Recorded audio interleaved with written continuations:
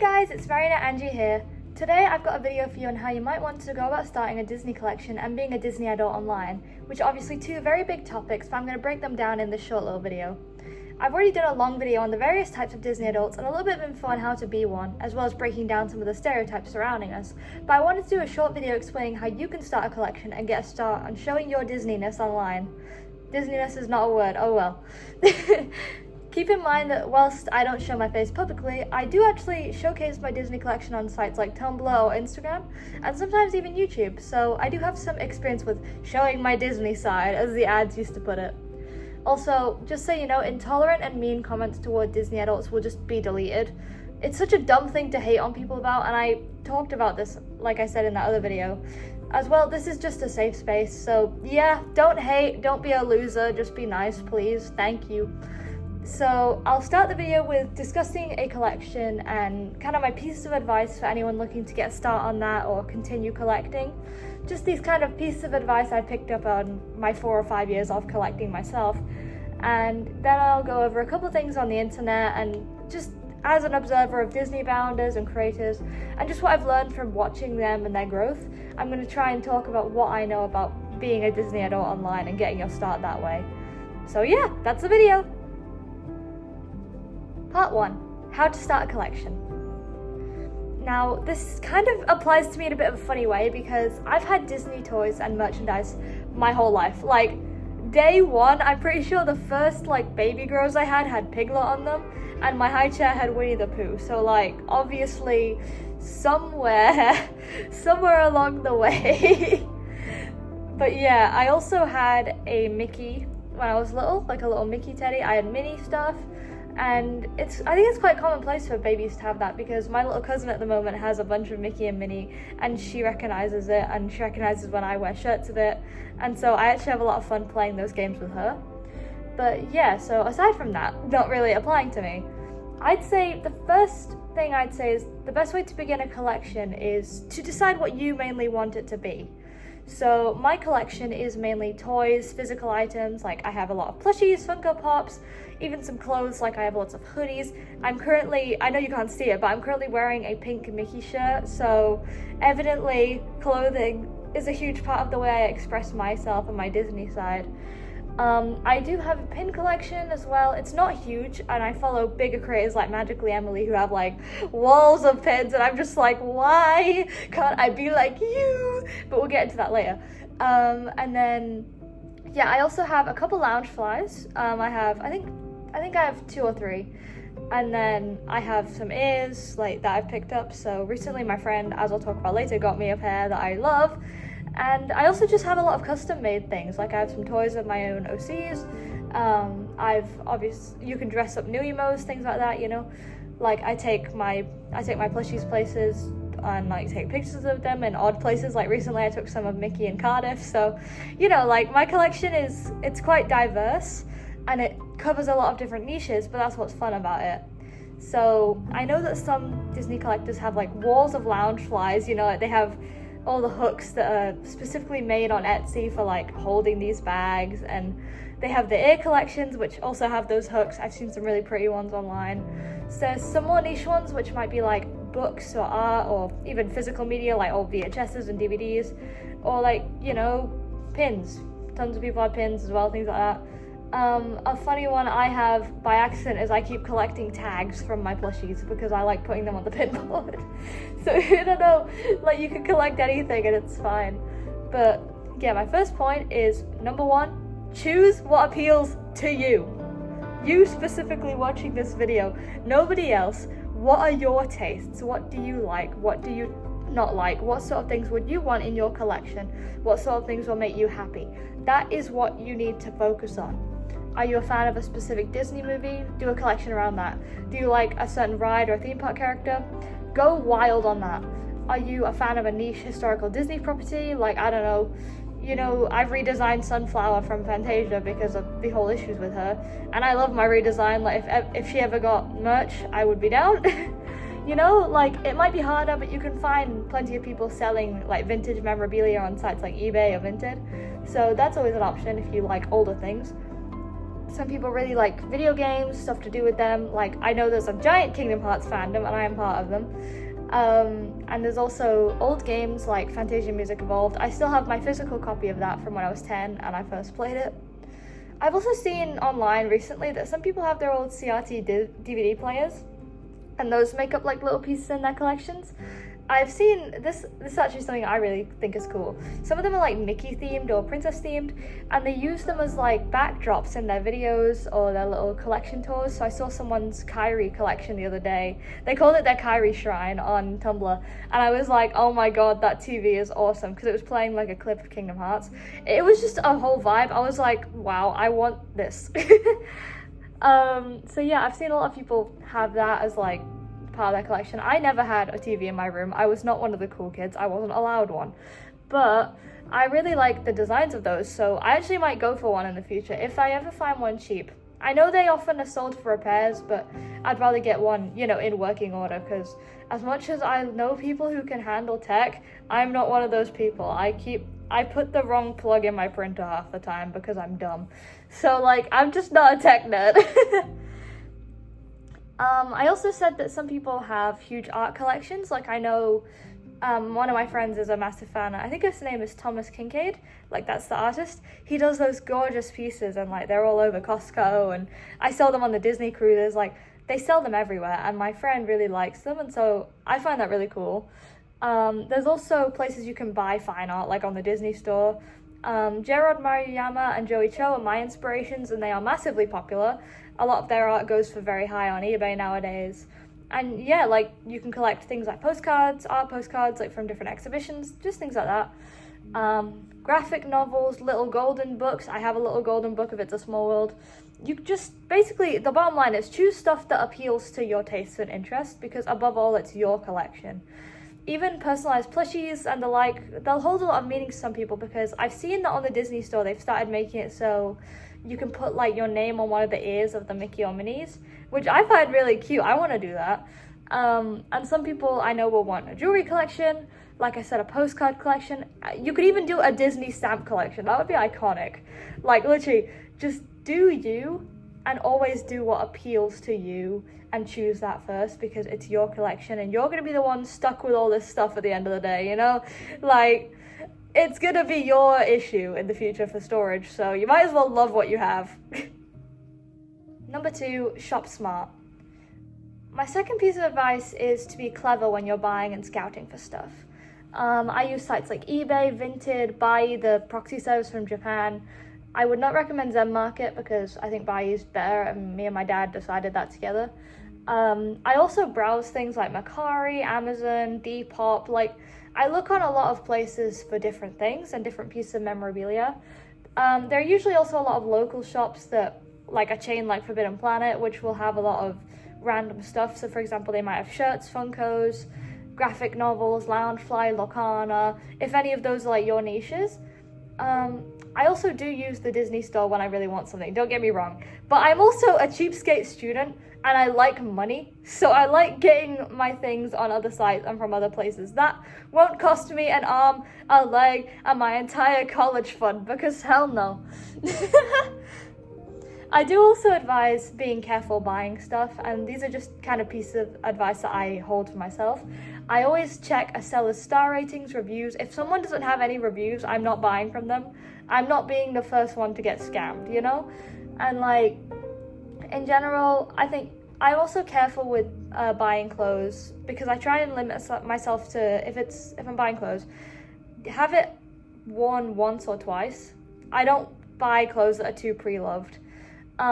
With plushies, this is an issue for me because I store a lot of mine on a shelf above my bed, but some of them do sit on my bed. Like currently I have on my bed, if I just turn around, I have a star pillow, I have 3 Mickey and Minnie plushies, and then I have a giant Nick Knock pillow from Japan.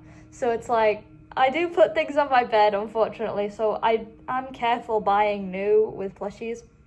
Because obviously I don't want to get bed bugs, and ew, you know? I already have a gross room as a student. I do not want it to be more gross. Of course, for rare things, it can be a lot harder to buy new, and I understand that, like, I do have things on my collection that are secondhand or have been worn once or twice, or, like, the biggest piece of advice is, what are you comfortable with, and how willing are you to thrift? Because, like, that's kind of, I guess, a boundary that people have, and it differs. It's a very individual thought of, like, some people will never go thrifting because they want all their stuff brand new from the manufacturer. Some people like me are a bit wary, but, we buy stuff because, hey, where else are we going to get it? And then there's some people who absolutely wild it and go thrifting for everything, and more power to you. If you get all your clothes pre-loved, that is a great thing for the environment. I salute you. I could not be you, but that's fine. I also would recommend filtering for new and new without tags when I'm buying. I prefer my things cheap but unused, as I said. There's abbreviations on eBay, which is NWOT, and that's new without tags, but just abbreviated. Some people will list new without tags with, like, worn once or twice, so just always check the descriptions as well. That's probably the most important thing. And check where they're shipping from. Try and filter to be in your country. As someone who knows what it's like to live in different places, like, we have to be careful with shipping, with costs, all that stuff. It's very important. So yeah. As well, some of you might think that this is a hobby that only very rich people can have or, like, do, but honestly, in my 4 or 5 years of, like, proper collecting, as I said, I've just been really smart with money I get for birthdays and Christmases. My birthday's at the end of the year, it's in October, and then Christmas is right after it, so you can either save a bunch of money then, or you can just buy 2 lots of things, which I tend to try and save, but, it depends. And then I can also sometimes use money I'm given on holidays and don't end up using. Like at Easter, I got some money. I was also paid back by my parents for helping my sibling Key get something. Shout out to Key to Imagination on Instagram. Go follow them, they're great. Yeah, basically I try and use money that I get fairly, and that money I put towards plushies and all that stuff. So yeah, I got paid back from Key. I bought a bunch of plushies with the money I got back because I helped Key out. So it's just kind of like, use your money wisely. And since I am young, I'm able to ask people to buy me things I want for special occasions, like birthdays, like Christmases. I'm not young enough that I can unfortunately write a Christmas list and go, plushie, plushie, plushie. It's not that easy. I usually have to ask extended family. But as well, I would also just recommend having patience. Like, stuff takes a while to come into the resale market, but when it does, it gets marked down, usually. Unless it's like a rare limited edition doll, then it will be marked up, unfortunately. But things like, merch from the movie Wish, which I've talked about extensively on this channel, I got a lot of it from Vinted, and I just got it cheap because, unfortunately, the movie didn't do well. But fortunately, that means all the merchandise is getting constantly marked down, and people are selling it for super, super cheap because they don't want it, which is great. If you have a lot of arcade skill, like my sibling Key, you can win prize and merchandise for very, very cheap. And recently they won me 2 Wish plushies on an arcade game. And as I said, that's a great way to get cheap merch with a little bit of money and skill. And I was honestly really impressed. Like, I got Star and Asher out of it, and it was just twice, like, winning. And I was like, oh my god, Key, how did you do that? Another piece of advice, use things like Google Lens. A couple weeks ago, I was desperately searching for the 2016 plushies of Bob Cratchit, Emily Cratchit, and Tiny Tim from Mickey's Christmas Carol. They're actually the plushies I have on my bed at the moment because my shelf is very full. But basically, I was using Google Lens one night, it was quite late, and I was like, oh, I want to look for Tiny Tim stuff because something a bit personal about me is I'm going through a lot of leg pain at the moment, which is probably another reason why I'm so miserable all the time. But, like, I know I love Tiny Tim, and I always have. Like, Tim's just been one of my favorite characters in media forever, whether it be Tammy from Barbie, Tim from, like, the Mickey's Christmas Carol, or Robin from, like, Muppets Christmas Carol. I just love the Tiny Tim archetype, and that's actually why Golden in Scrooge She is the Tiny Tim archetype, because I just love it that much.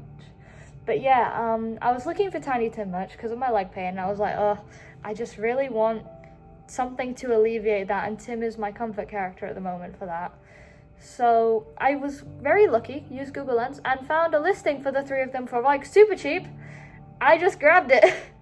Like, they were used, but the tag was still attached, and that's the thing. They listed it as used, the tag was attached, all the plushies were attached, and I did actually unattach them just because I wanted to hug them all individually. But yeah, I found them, you know, for cheap. Managed to get it. That was a win. Just use Google Lens.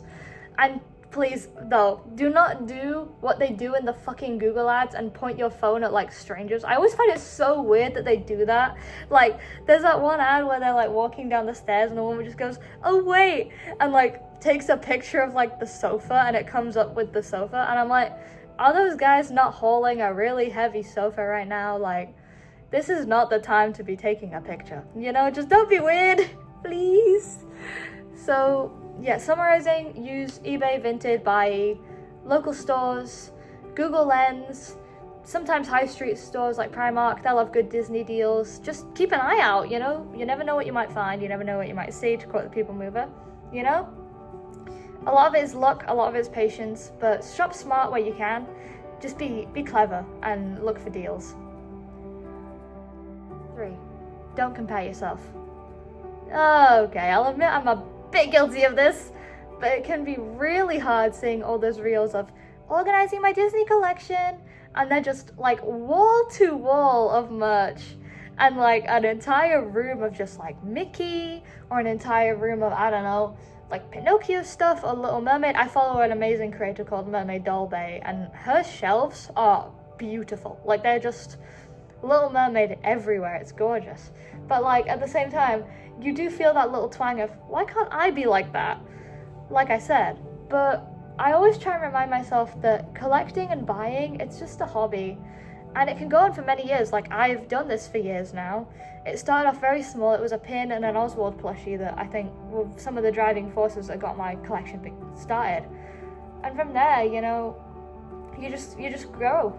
You get stuff that you want, you use your money wisely, and it just grows. And it, like, building a collection, it's not easy. It's not as easy as the internet makes you think. We're not made of money, and buying is a hobby. And, you know, it requires a lot of patience and time, and as I said, finding deals on rare merch can just be harder than you'd think. Like, everyone acts like it's so easy to find all these very rare pieces. A lot of it is virtual queues, patience, or waiting for resellers, and it might be double the price or it might be half the price. It's just luck. A lot of it is luck. An example of this luck actually is I got a Blue Fairy Precious Moments doll for my birthday this last year, so 2024.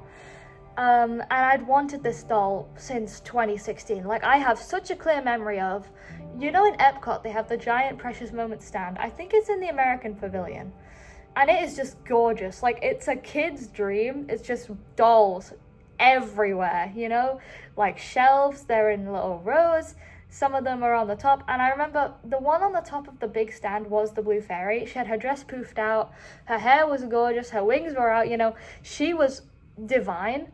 And the issue was I had to choose, because limited money, also being a kid, I think I was like 12, you know, and it was a hard choice back then, because I chose a small Precious Moments doll over her, and she's a Japanese doll. I do not regret the choice, by the way. I got her and I named her Sakura in 2016. And then in 2024, I think it was like early 2024, I was looking for Precious Moments dolls on Vinted, and I found a listing for this exact Blue Fairy doll, just missing the wand, which, to be honest, I don't really care about. Like, you can't even really see it's missing. And you know how much she was? Keep in mind, Precious Moments are like 60. I found her for like 20. She was a bit scruffy, like, you know, her hair was a little bit scruffy, but then that meant I got to play with her hair. Her wings were a bit funky, but they stayed behind her hair anyway, so you can't see them. And yeah, I managed to grab her. I was really happy. It was just, like, I actually was so excited to get her. And yeah, just example of patience. But also, this is a lesson in luck and also displaying. Because something about collections is, obviously, they're meant to be displayed, you're meant to show them. So something I do with my Blue Fairy, when you put her from the right angle, she looks gorgeous. And like, you can't see any of the defects with her, especially if you're not looking, like, from afar. She's above my head right now. I'm looking at her and like, she just looks perfect, you know? She's fine. She just looks like a beautiful doll. So frankly, a lot of it is just how you display your collection and the care you put into maintaining it. Like, I like playing with my doll's hair, you know. Some of mine have got a little bit bumped up because I've had to move places, and that is just a part of, you know, life. Like, collections won't be pristine all the time, they won't be photogenic all the time. That doesn't matter. Like, a collection doesn't even need to be big enough to fill a room. It just needs to have the pieces that have the meaning to you, which is what mine do. You know, like I said, my friend got me a pair of ears. She also got me a signed artwork from, like, Mickey. Like, she took my Prince of a Thousand Wishes art that has Mickey, Minnie, Donald, Daisy, and Goofy on it. She printed that out, and she took it to Disney World and got it signed by Mickey. And I nearly cried when I received that, because it was just such a special gift. Like, I dreamed of getting my art signed one day by the characters, and I didn't even tell her this, and she just did it off her own back. And I was like, oh my god. And she also got me, so the ears she got me were the 2025 Sorcerer ears, and she got me the hoodie from that collection too. Like, I paid her back for that. The ears were a gift. But, you know, like, these are parts of my collection that have meaning to me because my friend got them for me. I also got the toy telephone from Toy Story 3 a couple years ago from another best friend. I met him a couple years ago. And, you know, it was like one of our first meetings. He saw that I was walking through the streets and I found this little telephone. I was like, oh, that's so cute. And then he bought it for me for my birthday. You know, it was like a present. And as well, those arcade plushies from Key, like, even a picture I took recently with a friend at Disney on Ice when I went, some figures and plushies I got after doing well on my exams, just things I've made myself or found that, like, aren't really for my age demographic. For example, like, I have this tiara with a golden heart on it for obvious reasons. I have a Sophia the First amulet and these little cards that came with it. It's supposed to light up, I haven't got batteries for it yet. Apparently you put the cards in, it like speaks, but they all have little like messages on them that are like kind of like feel-good messages, and they just like, they mean a lot, you know, they're special. And like I said, suffice to say, collections are more than just objects. They're memories that tie them together and make them special to you, and I think that's what matters most. Like, how you feel about stuff is more important than, oh, here's a video of me organizing my collection. It's more about, this is what my collection means to me. This is why I love these characters, and this is why I'm a Disney nerd or a Disney adult or any other label you want to use. This is why I'm showing my Disney side, because Disney is such a part of me and all this stuff means so much to me. So yeah, buy the stuff you love, collect what you hold memories of, and just enjoy the space designed around you to make you feel joy. Like, I made a joke about romanticizing my life when my wall color is green and my room is brown and grey, because like, it's such a ugly color scheme, my room, but with enough magic and love to fill it, it becomes a rainbow of stuff I hold dear and stuff I have memories with. And that to me is what makes a Disney collection. It's what makes it special to you and how you feel about it. Next segment is loose, and it's about how to be a Disney adult online. So as I said, more loose section. It's mainly my observations of other people doing this, because I am not an IRL Disney influencer, sadly. I have an aspiration to be one day, but I did recently rename my Tumblr from Golden's World Chorus to Golden's Enchanted Castle, because I thought that was such a cute name. And the World Chorus Archive now has a Tumblr, so I wanted to make it different, you know? Like, keep them separate. So yeah, I now have an Enchanted Castle on Tumblr. Come follow me, please. Anywho, something I've observed from watching a lot of different, like, Disney creators on Instagram and on YouTube and on Tumblr is that you really don't have to visit the parks often. It's such a stigma that you need to be able to go to the Disney parks every hour of every day to film content. No! Just showcase things in your collection you love, or rare things, weird facts you've learned, ranking your favorite films, you know? Do things that you enjoy. Like, I know the Mouselets go to the parks quite a lot, but I love their stuff, and they have the Dull Disney Club on Instagram, which basically just tells you a ton of random niche facts that are just fun things I've never learned about the parks. Like, I heard about this animatronic that's inside Spaceship Earth, and it's like probably just rotting away in there, but I had no idea about it, you know? Like, there's all these different things that they just know, they tell you. And yeah, that's a cool thing that you can do at home. Make a Dull Disney Club, make a post about something niche you found out. There's even channels like TPM Vids. I've literally been a fan of them since their debut, by the way. I am an OG TPM Vids girl. Like, I remember their content. I was watching it in like the upstairs room in my cousin's house in like 2017, 2018, you know, whenever they began. I was watching it back then, I was like, ooh! But yeah, I love that what they do is they use submissions from their fans who visit the parks, as well as their own footage, to make videos. So they have a place on their website where you can submit content or submit ideas, or even just contact them, like talk to them, say, hey, I like this video. You can just talk to them, and they use those videos that you send in with credit, and that's how they make content, because a lot of the time they do videos on animatronic fails, funny moments from their theme parks, but they don't see them themselves, they take it from other people, obviously with consent, and then that's like how they make their content. It's done from other people collaborating with them, which is awesome. It like brings us all together as a community. There's so many analysis videos out there about movies. There are some positive and negative ones, as we saw with Wish and all that discourse that I was unfortunately a big part of, sadly. There's also people who search for lost media or even archive things, like me with the World Chorus Archive. Please go look at it on Blogspot and Tumblr. It's a project I've been working on for literally years. Anyway, a lot of Disney digital creators doing a lot of things. For me, I often interact with them in a rather niche way. I make fan art for them.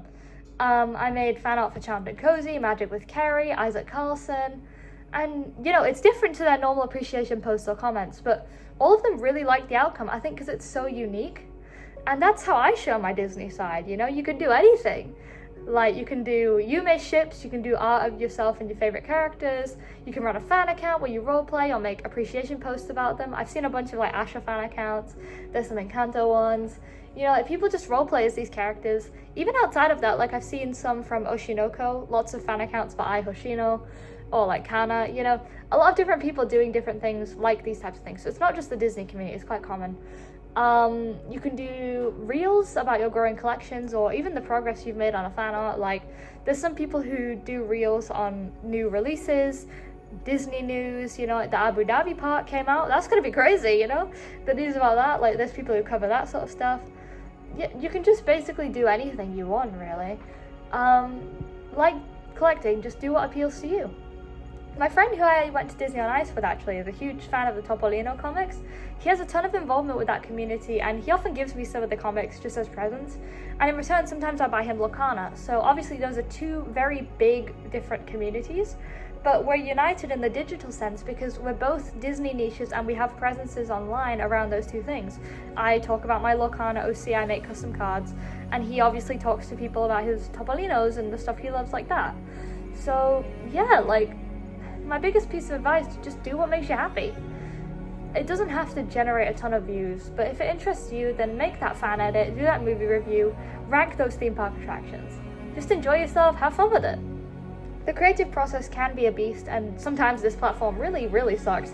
You can see the other rant I did about it in the community tab, or in the Tomorrowland video where I also went on a rant. I tend to go on rants a lot, it seems. But at the end of the day, it's all about you doing what you love. I've got my start on YouTube by talking about my favorite Disney history and singing songs I enjoy for the parks and movies. And on Tumblr I talk about my stories and alternate universes or AUs of the existing movies and franchises. There's unfortunately no clear way to become an influencer or a Disney adult, but that's conversely the beauty of it. There's no stereotype outside the ones people unfortunately put onto us, but I think we're all beautiful and unique because of it.